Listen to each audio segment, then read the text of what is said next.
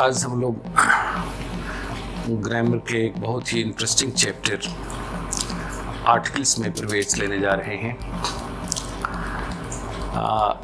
इसके basic package में different aspects की चर्चा होगी और शेष जो एस्पेक्ट्स बचेंगे उसकी चर्चा हम लोग इसके एडवांस पैकेज में करेंगे। आर्टिकल्स बहुत इंटरेस्टिंग इस मामले में है कि इतने कम शब्दों का, उतने भी इतने छोटे शब्दों का चैप्टर नहीं है। पूरे ग्रामर में एक ऐसा चैप्टर है जिसके चारों तरफ सारे इसके नियम घूमते हैं और शब्द है 3। ए, एन और द को ग्रामर में आर्टिकल्स कहा जाता है। इसे ग्रामर में डिमॉन्स्ट्रेटिव एडजेक्टिव भी हम कहते हैं और मॉडर्न कंसेप्ट के अनुसार ये एक तरह से डिटरमाइनर्स का सब क्लास है, उपवर्ग। माइकल स्वेन ने इसको डिफाइन करते हुए आर्टिकल्स के बारे में कहा है कि A, an and the belong to a group of words called determiners। Michael Swan ने इसकी परिभाषा देते हुए बस एक छोटी सी पंक्ति कही है। अब इस आर्टिकल के इस चैप्टर में अब ये तो हो गया एक डेफिनेशन, एक छोटा सा बैकग्राउंड कि ये डिमॉन्स्ट्रेटिव एडजेक्टिव है, डिटरमाइनर्स का सब क्लास है और अब इसके जो डिफरेंट एस्पेक्ट्स है उसकी चर्चा में हम लोग चलें। इसका दूसरा है pronunciation of articles.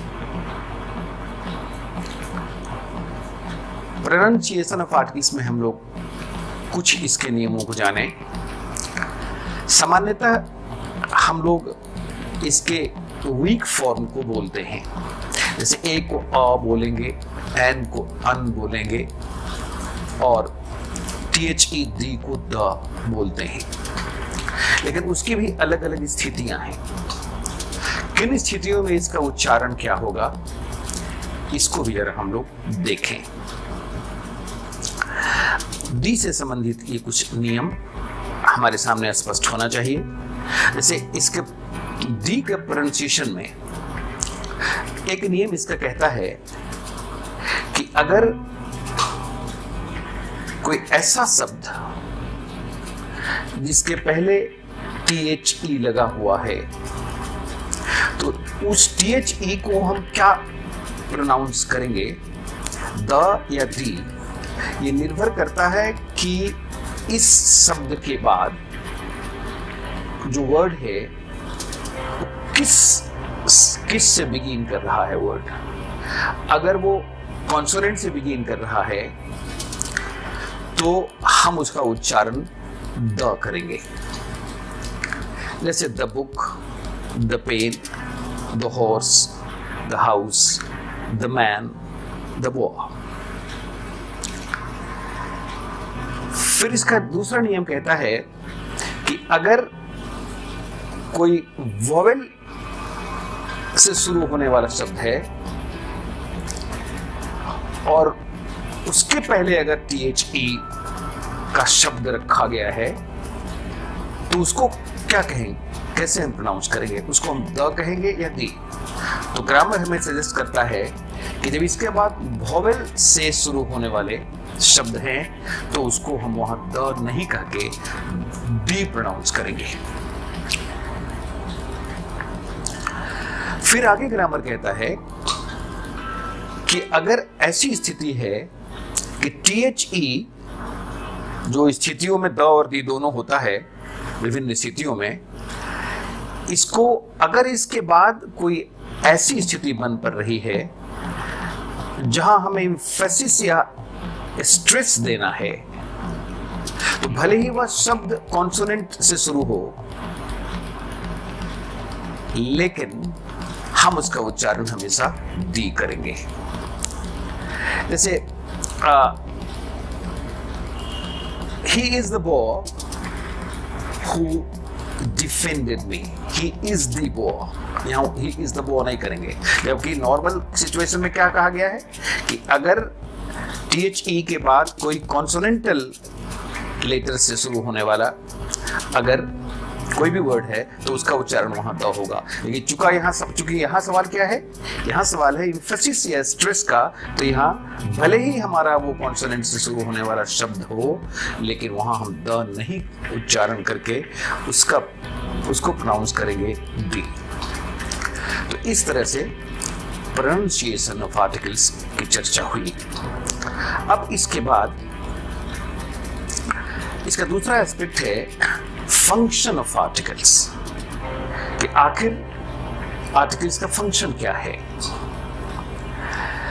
A, N और द, तीन शब्दों का जिसका अलग अलग अर्थ है, कहीं कोई अर्थ नहीं है, इन छोटे छोटे शब्दों का एक चैप्टर है ग्रामर। और हम आपको यहाँ सचेत करना चाहते हैं कि जहां इन तीनों आर्टिकल्स में से किसी आर्टिकल की ग्रामेटिकल रिक्वायरमेंट है, तो आपको सचेत रहना चाहिए कि छोटा सा शब्द, लेटर भी है, शब्द भी है, ए, एन और द, जहां इसके नीडेड है ग्रामेटिकली, वहां इसको न देना, न लिखना या न बोलना ग्रामेटिकल एरर है, और ये बड़ा एरर माना जाता है। और उससे पूरा सेंटेंस जिसमें सब्जेक्ट है, जिसमें वर्ब है, जिसमें एडजेक्टिव है, जिसमें कंप्लीमेंट है, जिसमें प्रीपोजिशन है, जिसमें एडवर्ब है, जिसमें कंजंक्शन है, जिसमें सारी चीजें हैं पार्ट्स ऑफ स्पीच के, लेकिन केवल आर्टिकल नहीं है, तो वो पूरा सेंटेंस गलत हो जाता है।